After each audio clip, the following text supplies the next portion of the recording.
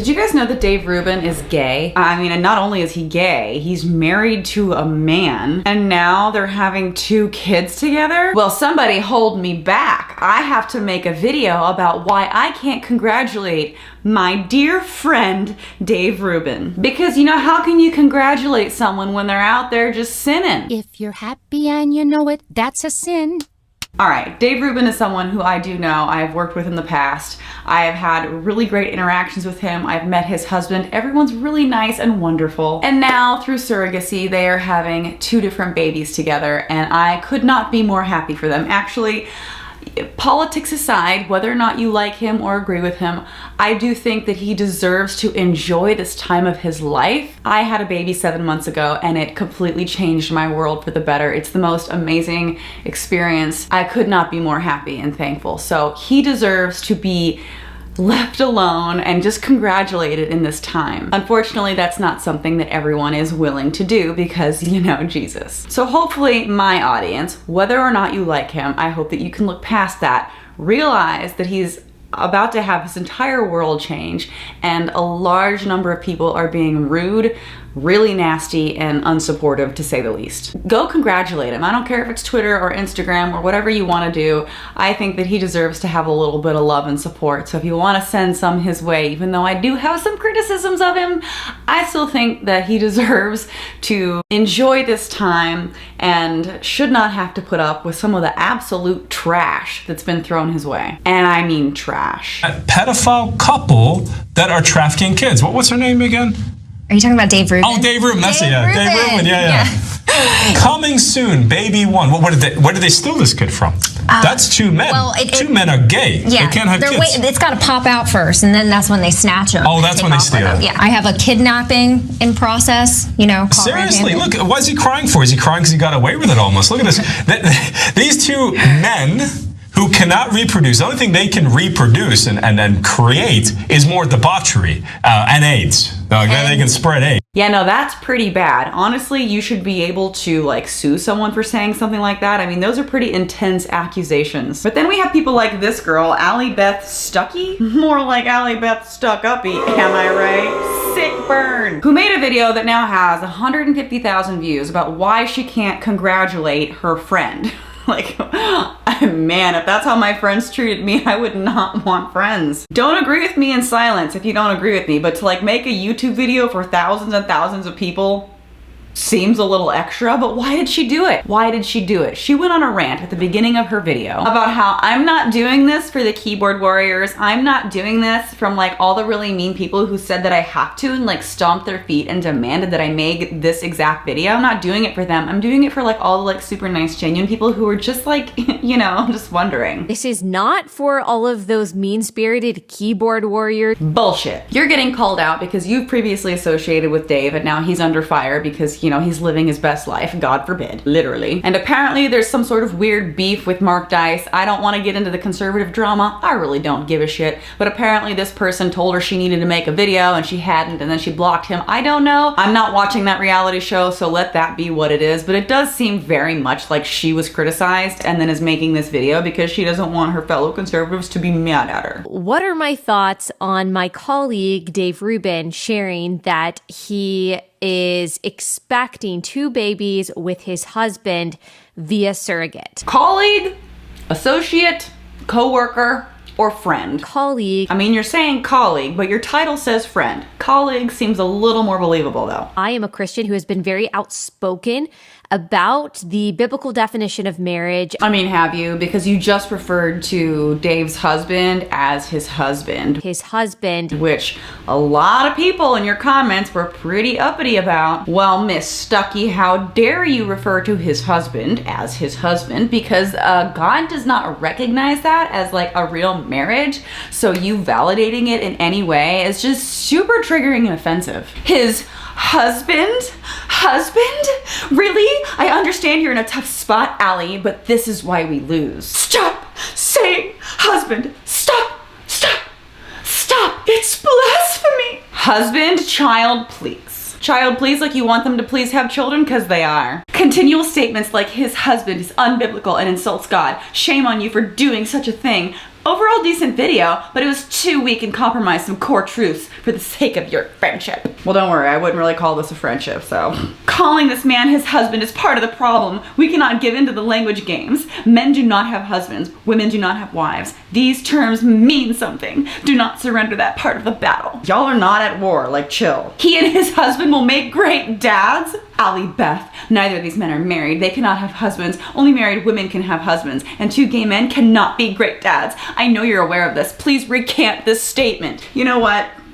I want her to recant this statement too, for the sole purpose of being very entertained as I have to watch her make that video recanting the statement. I hope you do. Do not call David's male partner his husband. Dave Rubin does not have a husband. God created marriage, not the government, so only God defines marriage. A husband can only belong to a wife can only belong to a husband. You shouldn't even be referring to them as husbands. A man does not get that title unless he's married to a woman. 89 likes, wow. I have been on Dave's show where I have told him explicitly what I believe and why about marriage and sexuality. I have already talked to Dave privately about this situation. Then why not tell him privately that you disagree with this? Why the need to make a full-blown 16-minute video on YouTube that now has like over 150,000 views? With friends like that, who needs enemies? About how while I believe that he and his husband will make great dads, I cannot in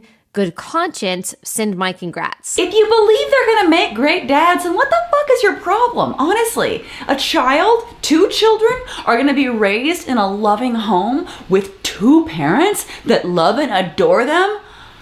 God, how fucking terrible that must be. Most kids do not have the luxury of growing up with two parents, and I know we focus so much on a mom and a dad because that is normally what you see, but that's not where we are anymore, and there can be two parents of the same sex. And if you believe what you just said, that those two parents will be good parents, that they'll be great dads, what are you doing in this video? I could not congratulate Dave either publicly or privately, even though I like him a lot and think that he is a great person.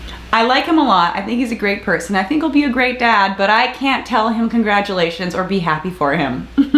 This is why we can't have nice things. My first reason I can't give my congratulations is because I cannot celebrate that which God calls sin. I hope this entire thing isn't just because Jesus. There's this theme that I see in a lot of Christians when they're judgmental against things like this. They're like, oh, well, I love the person, right? Like, hate the sin, not the sinner. Like, I love the person, they're a great person, but everything they do about their life and their major life decisions, I'm sorry. I think that that's unethical and sinful. And you can say a person is separate from their beliefs or separate from their life choices, but Dave Rubin is a husband and now going to be a father.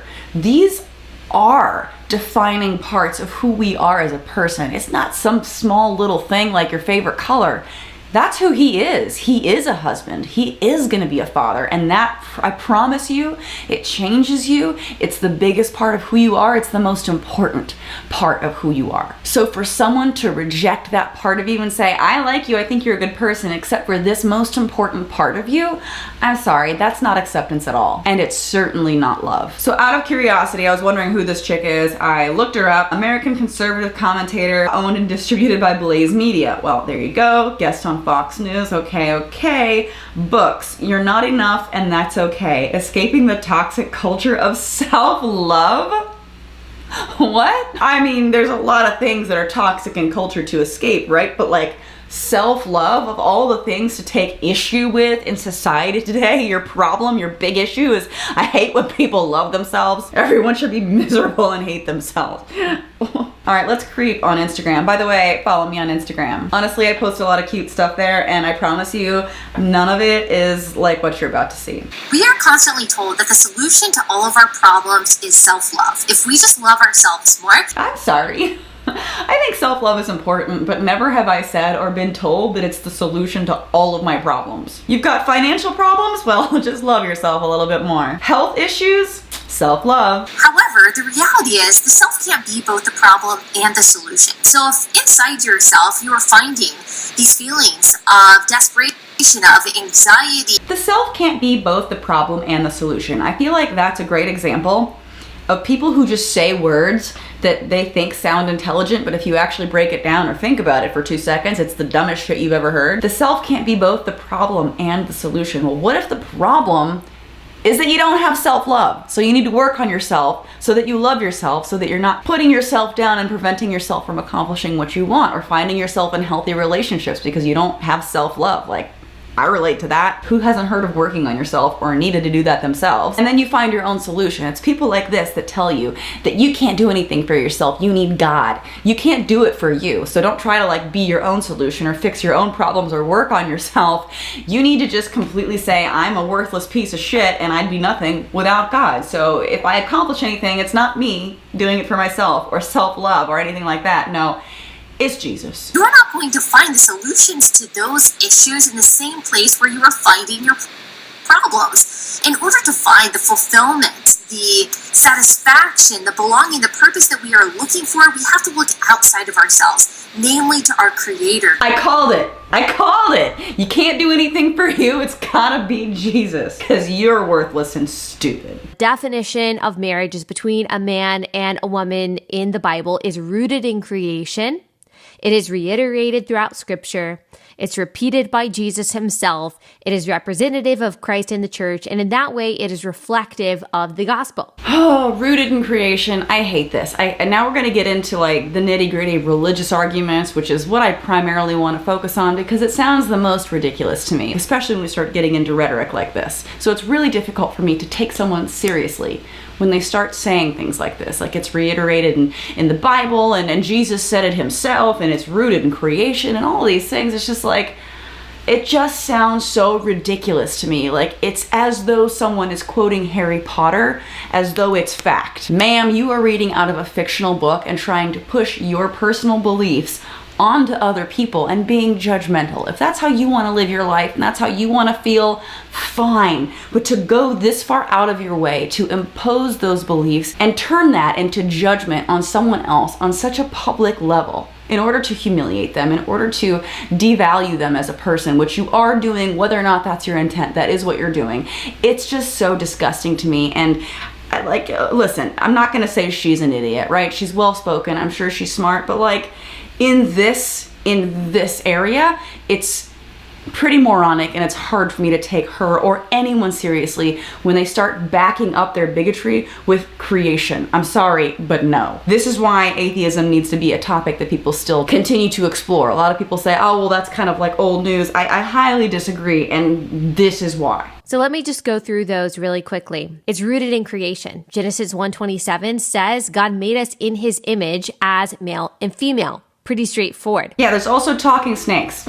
Like, let's be real. Also, in his image, male and female. So is God male or female? Is God both male and female? I mean, that's gonna open up a whole new can of worms. 2, it's reiterated throughout Scripture. One example of this, Exodus 20:12, says that we are to honor our father and our mother. Again, pretty specific. Yes, biologically, everyone has a father and mother. I mean, back then, I don't know that people considered this as an option to have 2 dads or 2 moms. So honor your parents, you know? Our father and our mother. Ugh, the way she says it, father and mother. Okay, Karen. And then 3, it's repeated by Jesus himself. A lot of people say Jesus never talked about marriage or sexuality or gender. That's not true. Matthew 19:4-5, in answering a question about divorce, Jesus goes back to creation. He says that God has created marriage as a union between husband and wife. Don't you think if it were a big deal, Jesus would have talked about it more than in a random answer to some random person's question about divorce? It must have been really hard to be Jesus, you know, because everything you say is taken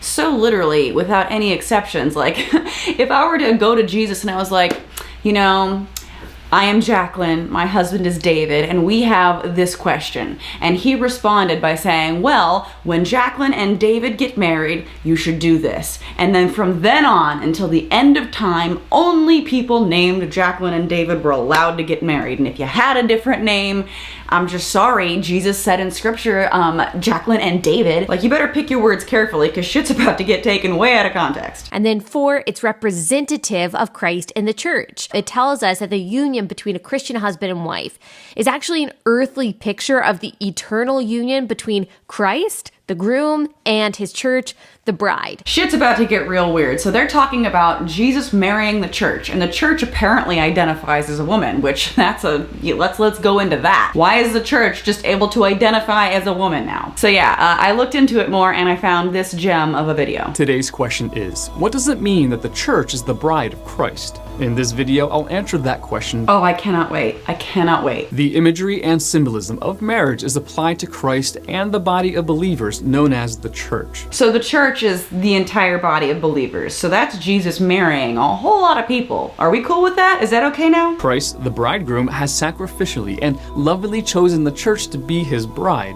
Ephesians chapter 5, verses 25 through 27. Let's look into that, shall we? 25 through 27. Husbands, love your wives just as Christ loved the church and gave himself up for her. It's saying to love your wives as Christ loved the church. Not that the church is a wife. Like, it's an example of love. It's just, that's like saying, and this is a bad example, I love my YouTube channel, right? I like posting videos on my YouTube channel. I love doing this. It's a passion of mine, right? If someone says, you should love your partner as much as she loves pursuing her passion of her YouTube channel, that's not saying that I romantically love, that this is a marriage, right? Everyone who subscribes, the body of people who subscribe to my YouTube channel, you are all now my husbands.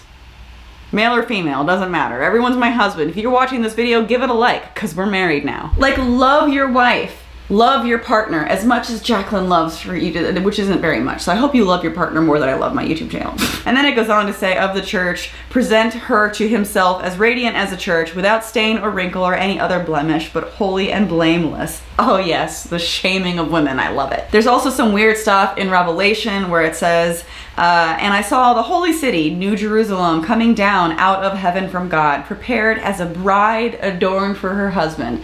So it's just saying time went into getting ready, right?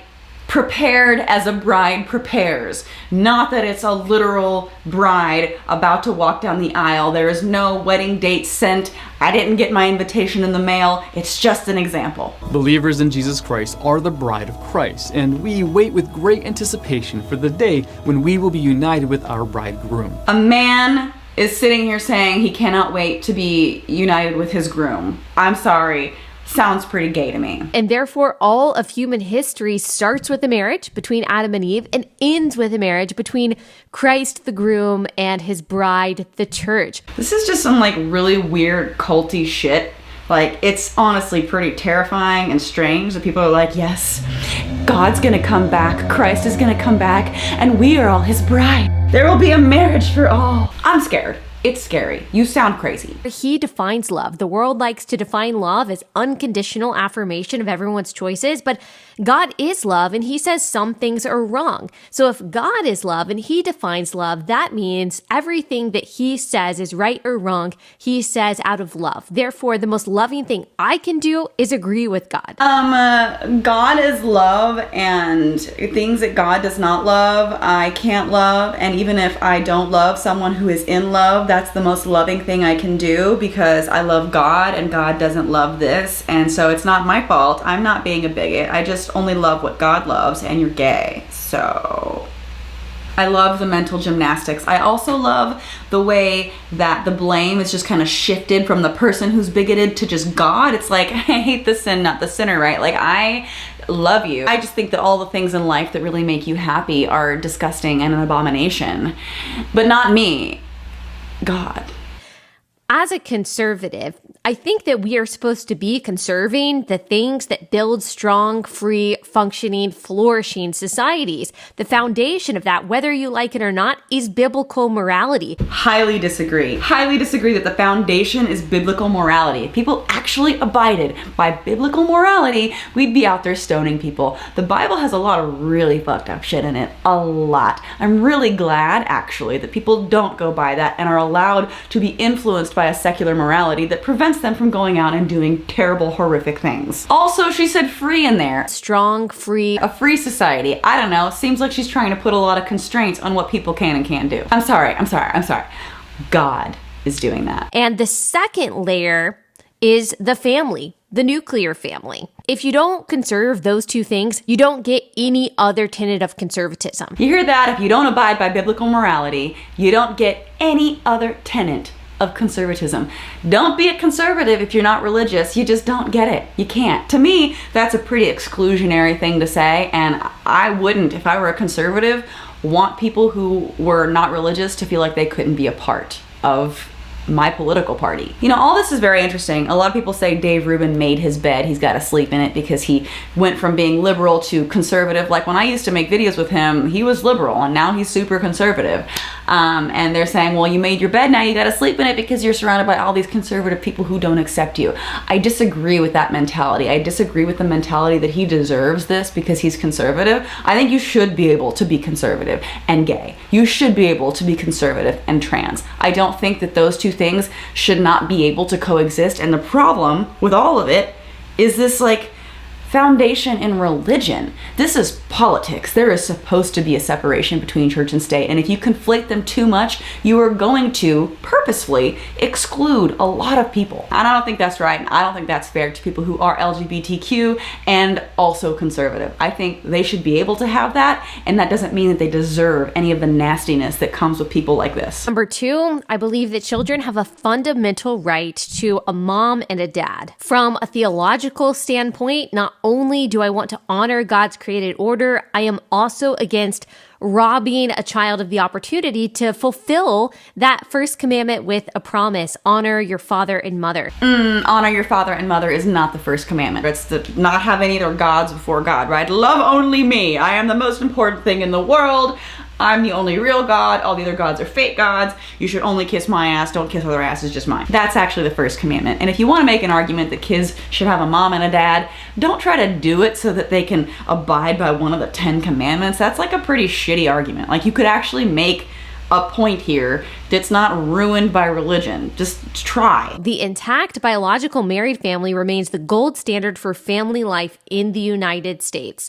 Okay, so that's her attempt at trying, is quoting something like this. The problem with it is that there's not extensive research on same-sex couples raising children. This is a relatively new thing, and it's not happening in high enough numbers to get a lot of studies out there about it. I do think it's probably better for kids to have 2 parents involved with them if they're so fortunate to have something like that. A lot of kids don't. But if you do have 2 parents, the research is in that having 2 parents is better for kids. Who's to say those 2 parents couldn't be 2 loving fathers? The research that has been done on this, and I'll link it below, says our results mostly support the hypothesis that, given the time-consuming and costly procedures for same-sex couples to obtain children, same-sex parents typically have higher socioeconomic status, resulting in better school outcomes. Children raised by same-sex parents from birth outperform children raised by different-sex parents on standardized test scores at the end of primary and secondary education. Children raised by same-sex parents perform just as well as children raised by different-sex parents on a range of outcomes, including health,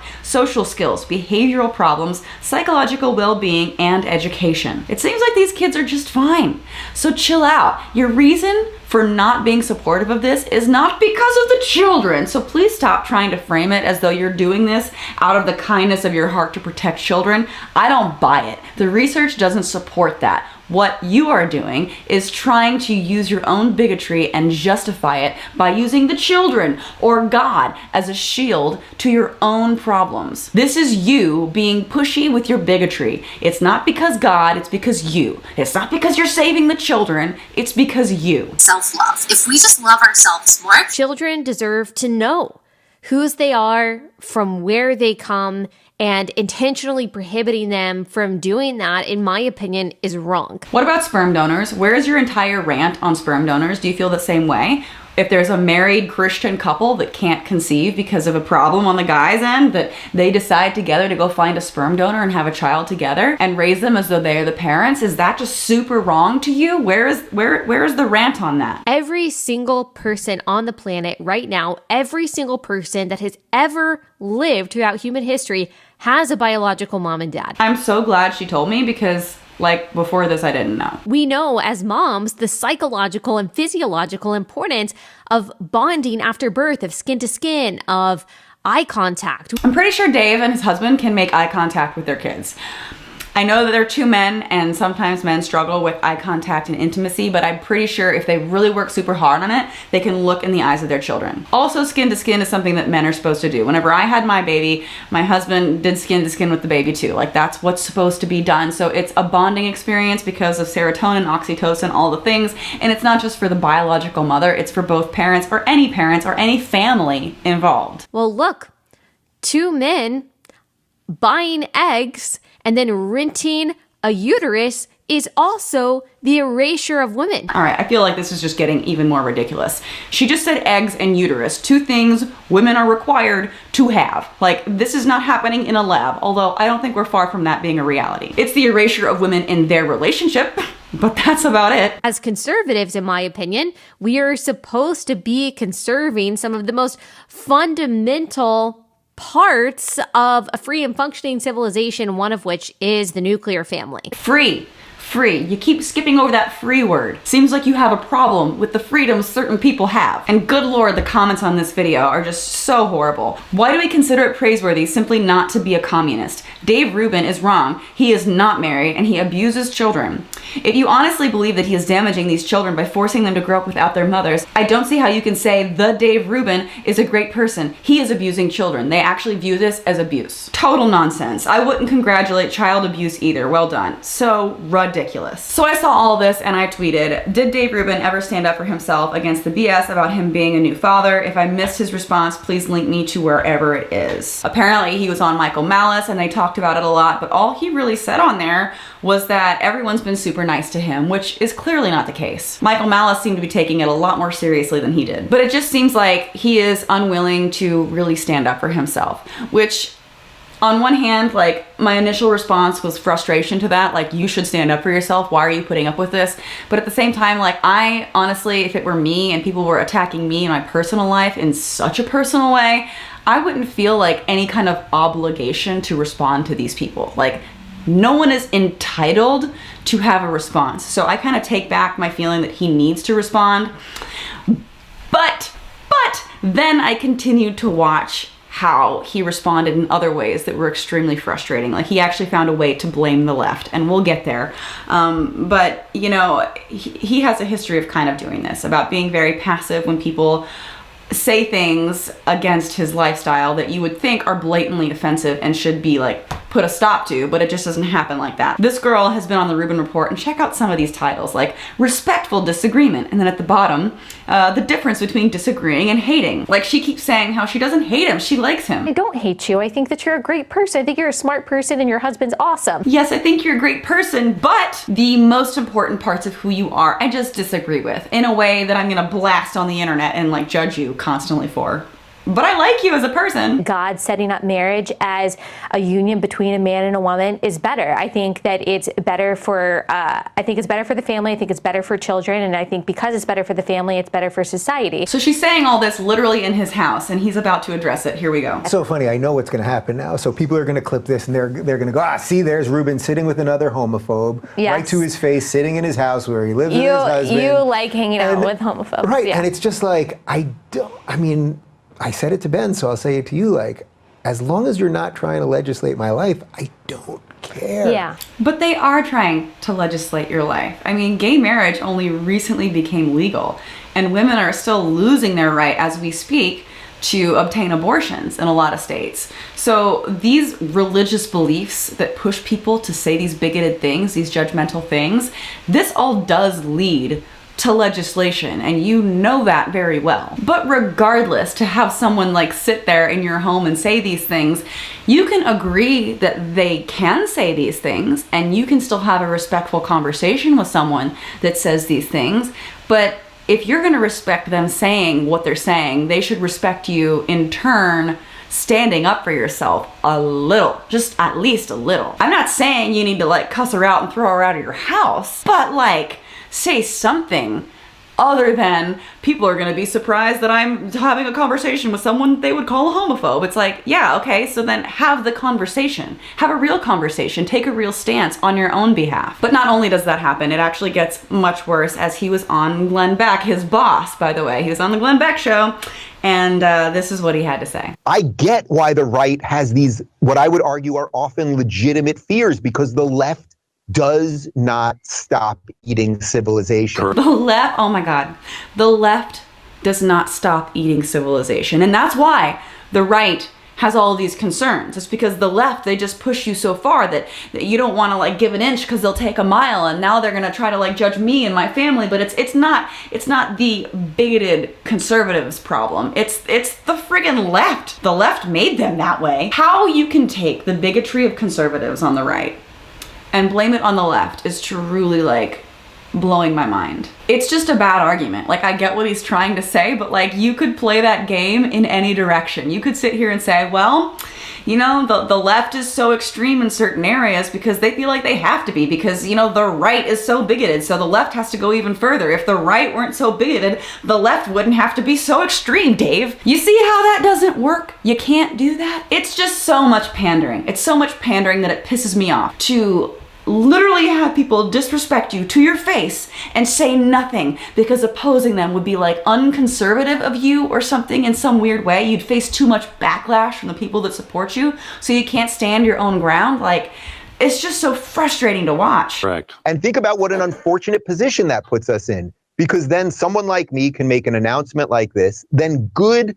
decent, thoughtful conservative. Oh, good, decent, thoughtful, amazingly perfect, beautiful in every kind of way, like the best kind of people you could possibly find ever, conservatives. And then there's this other part that's legit, which is, uh-oh, if we move the line, they're going to keep going. Yeah, it's the slippery slope fallacy. If we move the line, they're going to keep going. So, but he doesn't realize that he is moving the line. Like, they don't want people who are gay to even be married. They don't want him to even be able to call his husband, much less have kids. Are you kidding me? He's moving the line. Does he think that because he's conservative, he's like special in some kind of way, so that him doing it is okay, but everybody else is like, they're the weird ones and they're like the weird leftists, but he's moving the line? But the only reason that these people are being bigoted assholes is because they have legitimate reason to be, because they're so afraid of giving an inch because of the crazy left. It's the left's fault, remember. Like, the mental gymnastics is crazy. Like, call it out for what it is. Or can you? Or do you feel like you can't because of the situation, because you're literally on the Glenn Beck show and he's your actual boss? I'm so sorry. Like, I hate to, like I said, I hate to do the whole he made his bed, he's got to lay in it type of thing, because I truly, truly feel that there should be a place for LGBTQ conservatives. There should be a place. There is no reason they should face the type of discrimination and bigotry. I don't think that those two things should clash in the way in which they do. And the only reason they do is because of religion. This old, antiquated ideology is ruining such a big part of conservatism. I honestly think being on the right could be a lot more popular if it weren't for this weird bigotry that still is super pervasive. I don't know why it is still there and why it's so allowed to continue by people that are LGBTQ on the right. Like, stand up and say something. Quit with the smile on your face as people disrespect you to your face. It's one thing if you don't want to comment, if you want to keep your personal life personal and you don't want to respond to people. I don't want there to be any sense of entitlement that these people like deserve you to respond. But if you are going to respond, please don't do it in such a way that completely forgives the right for their bigotry and yet still find a way to shit on liberals. Like, why? It just feels a little disingenuous to me. I'm not a fan of pandering. Like, these people are literally shitting on your life and you're kissing their ass. Don't kiss an ass that is actively shitting on you. That's just gross. And I'll end on that. Probably one of my best quotes I've ever said in my life. I should put that on a t-shirt. All right, and I'm gonna end with that. Please like this video if you liked it, share it everywhere. And like I said at the beginning of this, just go tell him congratulations. Politics aside, frustrations with how he's handling this situation aside, go tell him congratulations, because he deserves it. This is an amazingly wonderful time in his life, and this should not be a part of it. It just shouldn't. We support you. We think that it's awesome. Having two dads, these kids are gonna be blessed. I do hope though that he is able to stand up for himself a little more, because these kids are gonna grow up and be faced with this type of judgment.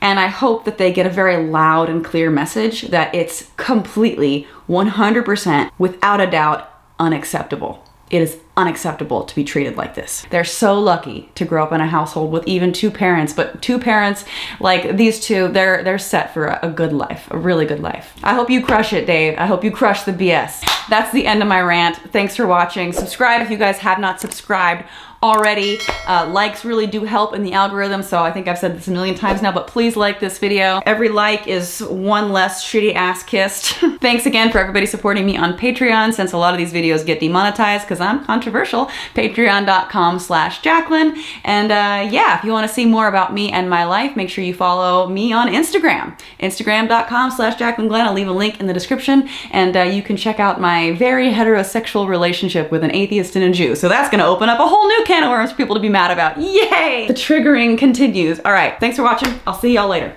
Bye.